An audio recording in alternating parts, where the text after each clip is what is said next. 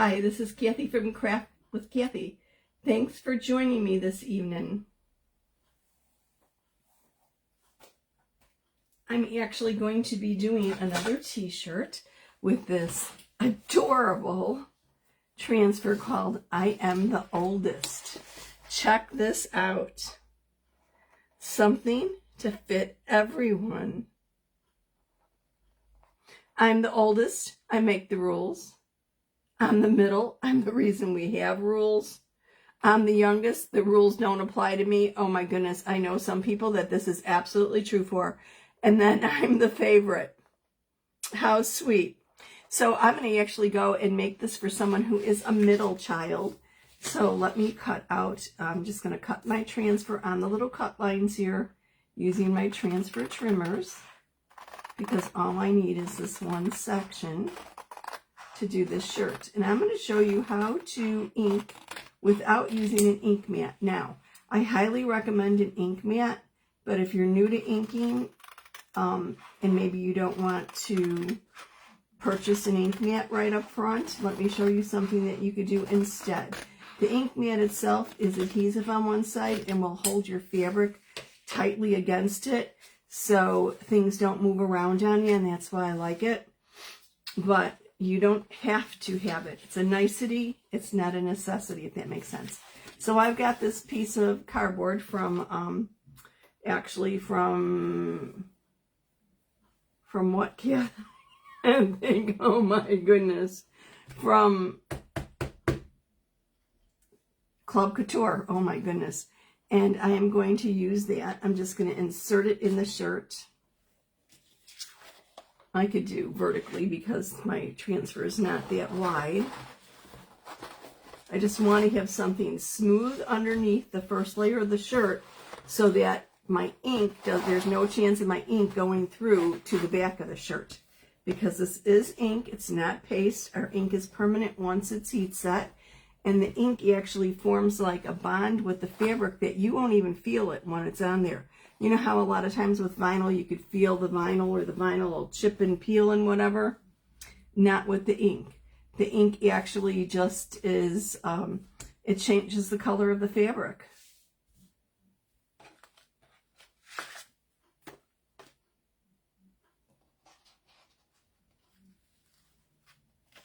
So let me just get this scooted up a little bit here.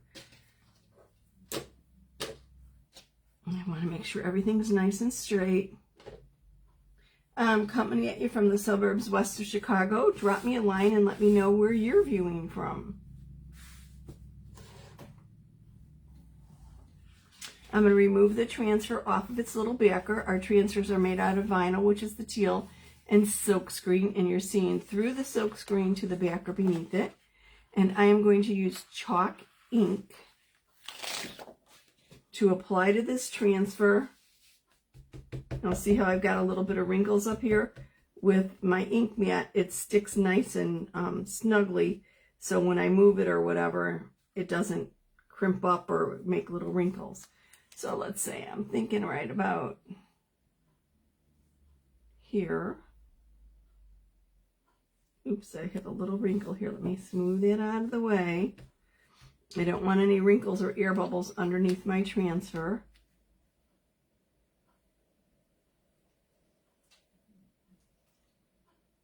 Okay, I think that's straight. I'm going to smooth it down, make sure there's no air bubbles, kind of feel it out. And I was thinking of using my Regal paste. Ink. Ignore me, I'm so used to using paste, right? Let me move this away from my surface. The one thing you always want to be sure of when you're inking is to have clean fingers. You never want to have ink on your fingers. Just grabbing a squeegee. Notice I did not fuzz my transfer. You do not need to fuzz a transfer when you're putting it on fabric. You want it to fit as snugly as you can get it to fit. So I'm going to open this jar of ink away from my surface because I don't want any chance that anything splatters or lifts up. Whoa, is this purpley or what? I thought it was more on the pink line. Let me grab something to clean my fingers because I did get ink on them. You want to be very careful to always check your fingers as you progress, because if you have ink, when you lift the transfer, or even while you're applying the ink, you don't want to accidentally get ink in an area on the shirt that, or the fabric that you're not intending to. Okay. We'll see what this looks like. I thought it would go fine. If it does not look like it goes well with this color, then I will just pick another color and ink over it again. And I could do that. Before I heat set it, I'll wait till it dries, and if I don't like the color combo, once it's dry, I'll just pick another color ink. Feels like I have a little air bubble here. It doesn't look like the ink's going through quite right. I hope I'm wrong with that. I go over a couple times in the same area because I want it to go through the silk screen and be absorbed into the fabric beneath it. You know, you could use it on many different types of fabric, but you do not want to use it on something with a high nap, because of course you're going to have an issue with the nap. It's not going to, I mean, I've done some things like an imitation velvet before and it worked, but it was kind of a low nap.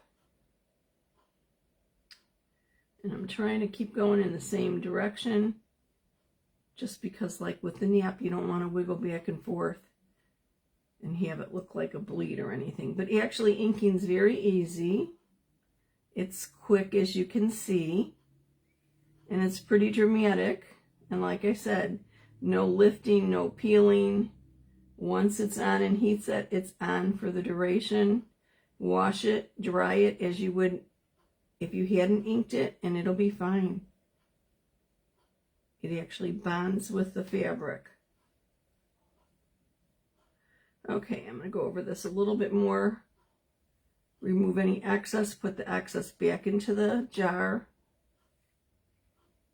Make sure I don't have any lines. Everything's looking pretty good. And be careful when you're putting it back in the jar. You don't want to splatter it or anything. Check your fingers. Okay, everything looks good. Now I'm going to lift this very slowly. You want to lift from the top or the bottom, the left or the right. Never pull or tug on a corner. I'm going to lift it slowly. Now with my ink mat, it would be holding it down. It's lifting up because I don't have the ink mat holding it down.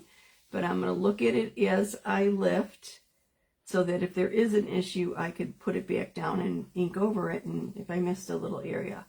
This looks really, really good. So, finger check again. Now I'm going to set this aside to dry. Once it's no longer tacky, obviously I'm not going to touch it now. I'm going to set it aside to dry. I'm going to keep the cardboard in it because I don't want the ink going through to the back of the shirt. I'll just set this aside to dry, and once it's dry, I could make it permanent using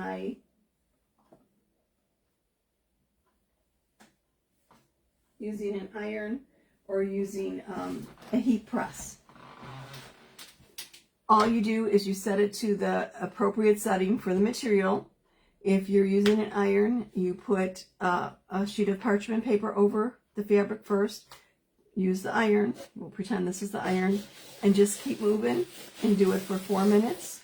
Turn the shirt inside out. Parchment paper down again.